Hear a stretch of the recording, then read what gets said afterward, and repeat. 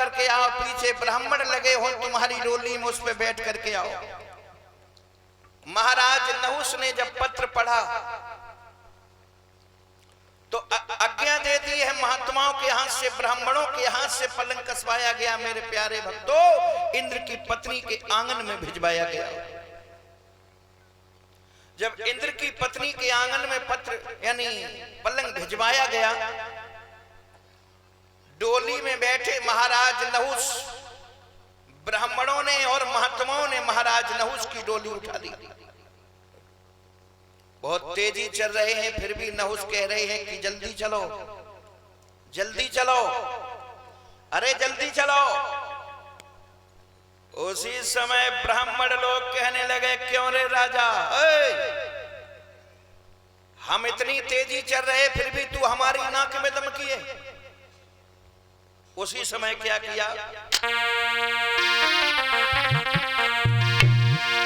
अरे क्रोध में आई की संत कहियो बानी,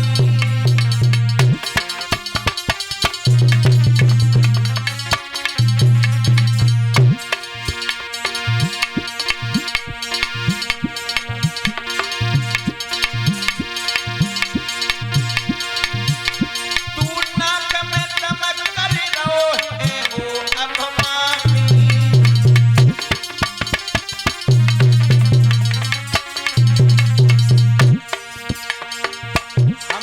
तेजी चल रही फिर भी तू हमारी नाक में दम किए। हम तुझे श्राप देते हैं कि तू सर्प बन जा। महाराज नहुस बहुत भारी अजगर का रूप धारण करके श्राप को भोगने लगे। ध्यान रखना।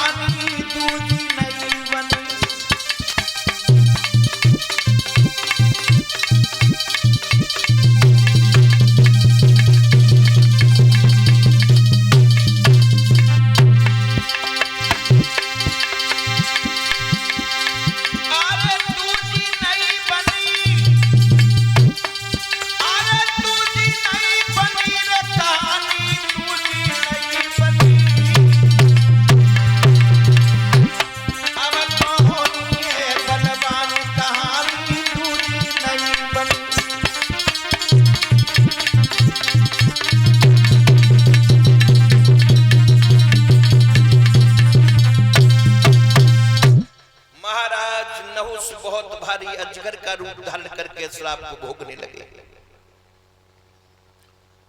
इन्हीं महाराज नहुस के पुत्र थे महाराज याति। वही महाराज याति जिन महाराज याति का विवाह शुक्राचार्य ब्राह्मण की बेटी देवयानी के साथ हुआ था। कैसे हुआ था देखो, इसमें कोई पक्षपात वाली बात नहीं है और ना हम कोई पक्षपात की बात करते हैं और ना हम कोई कथा बनाए के कहा। तो जो कथा में लिखा है वो मैं बता रहा, सुना। देखो, देवयानी को भी अश्राप लगा हुआ था। देवयानी को अश्राप लगा हुआ था। किसने दिया था? कच्छ ने। कच्छ ने अश्राप दिया था कि तुम्हें कोई ब्राह्मण जाति का लड़का नहीं अपनाएगा, तुम्हारी शादी चंद्रवंश में होगी। इसलिए विवाह हुआ। शुक्राचार्य ब्राह्मण जो थे ये विश्वपर्वा राजा के यहां पर रहा करते थे, उनकी मदद किया करते थे। एक दिन विश्वपर्वा राजा की लड़की थी जिसका नाम था सर्विष्ठा। सर्विष्ठा और देवयानी खेलने के लिए एक सरोवर पर पहुंची, नहाने के लिए। जब सरोवर में नहाती रही, अचानक उसी रास्ते से दुर्वासा ऋषि महात्मा जी का आगमन हुआ। और जब दुर्वासा ऋषि महात्मा जी को देखा तो दोनों लड़कियां जल में से निकली। प्रमाण ये मिला कि देवयानी सर्विष्ठा अकेली नहीं नहाने गई, इनके साथ में 10,000 लड़कियां गई। जब जल से पार पे पहुंची तो एक दूसरे की वस्त्र एक दूसरी ने पहन लिए। और जब एक दूसरी की वस्त्र एक दूसरी ने पहन लिए, महात्मा जी के जाने के बाद में सर्विष्ठा कहने लगी, क्यों तुमने हमारे वस्त्र क्यों पहन लिए? देवयानी बोली, बहन धोखे से पिंध गई, और पिंध गए तो पिंध जाने दो, घर पे चल के मैं बदल दूंगी। जवाब दिया, तुझे मालूम नहीं है कि तेरा पिता हमारे पिता की सभा में कौवे और कुत्ते की तरह से आंस लगा करके बैठता है, और एक भिखमंगी की बेटी और तूने राजा की बेटी के कपड़े पहन लिए। आगे बढ़कर के सर्विष्ठा ने दोस्तों देवयानी के गाल में तार दे तमाचा, और जो तमाचो मारो तो भैया नए खून की बिटरिया बह रहे, बहू ने झड़क दो। अब खेल कूद सब बंद और नौ तमाशो शुरू। हाथों में हाथ फंसा लिए। पीछे एक अंधा कुआं था, उस अंधे कुआं में देवयानी को सर्विष्ठा ने डाल दिया। अंधे कुआं में डाल करके देवयानी को सर्विष्ठा घर पे चली गई। पूरी रात देवयानी उस अंधे कुआं में पड़ी रही, रोती रही, बिलखती रही। जब सवेरा हुआ, प्रयाग नरेश महाराज याती घोड़ा पर सवार होकर के शिकार खेलने के लिए चले। जब उसी कुआं के पास से होकर के निकले और जब घोड़े की टाप की आवाज सुनी है तो अंदर से कुआं से देवयानी बोली, क्या बोली?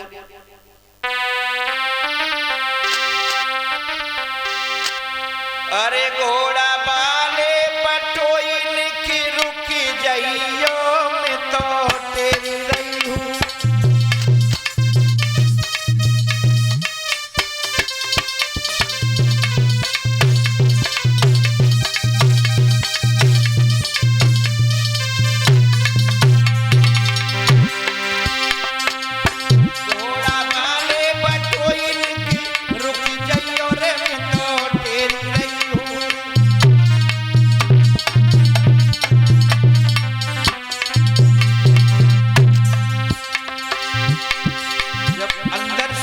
से बोली है देवयानी,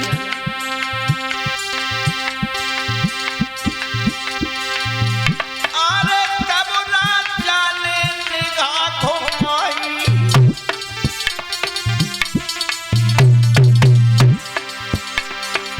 कोई पुरुष ना पड़ो दिखाई।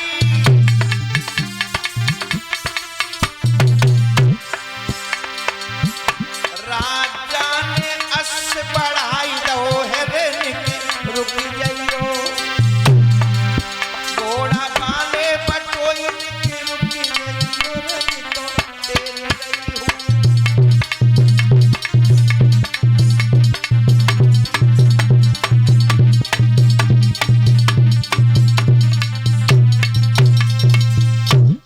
महाराज याती ने पीछे मुड़ करके देखा, आवाज कहां से आ रही है? कोई दिखाई नहीं दिया। और जब कोई दिखाई नहीं दिया मेरे भगवत सुताओ, तो महाराज ने फिर घोड़ा आगे बढ़ाया। तब से कुआं से फिर आवाज आई, मैं कुआं से बोल रही हूं, मैं कुआं से निकाल लीजिए। जो इतने वचन सुने तो महाराज याती कुआं के पास पहुंचे।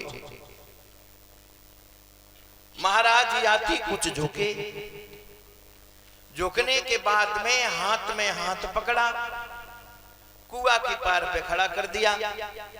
याति कहने लगे तुम कौन हो? जवाब दिया मैं शुक्राचार्य ब्राह्मण की बेटी हूं। बाजी बा, ब्राह्मण की बेटी हो? शुक्राचार्य जी से जाकर के हमारी नमस्ते कह देना और उनसे कह देना कि प्रयाग नरेश महाराज याति ने तुम्हें निकाला है, अपने घर पे जाओ। आज के बाद ऐसी गंदी लड़कियों के साथ खेलने के लिए कभी मत आना। महाराज याति चलने को तैयार हुए। देवयानी ने अंगाई घेरी, रास्ता घेरी और कहा कि महाराज तुम कहां जा रहे हो? जवाब दिया हम कहां जा रहे हैं, हम तो शिकार खेलने जा रहे हैं। जवाब दिया महाराज मेरी बात सुनो, सुनाओ। तुमने हमें कुआं से बाहर निकाला है, बिल्कुल निकाला है, एहसान किया है। मोए कुआं से बाहर निकालो है और मेरी हाथ में गही कलाई है।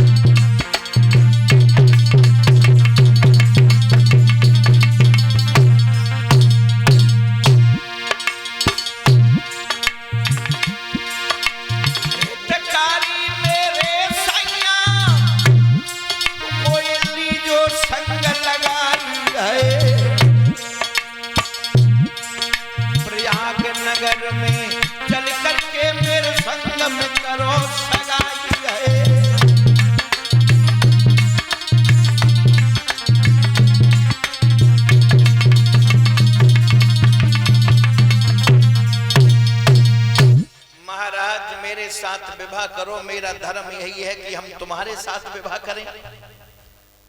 याति कहने लगे देखो देवयानी तुम ब्राह्मण की बेटी हो, मैं एक चंद्रवंशी क्षत्रिय हूं, हमारा आपका सहयोग हो ही नहीं सकता है। जवाब दिया महाराज नहीं, जीवन में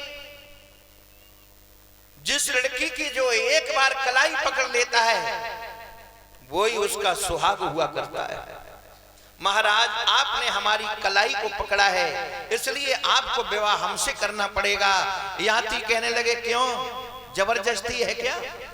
शादी करनी पड़ेगी, बिना मतलब की बातें लबर लबर गुफारम बत्ती अलग हटो। महाराज याति ने घोड़े की लगाम में झटका दिया और चल दिए।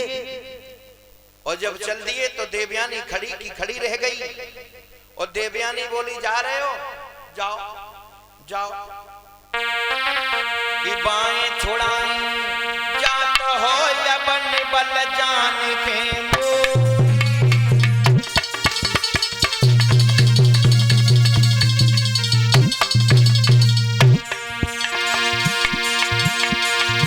अरे बाएं छुड़ाई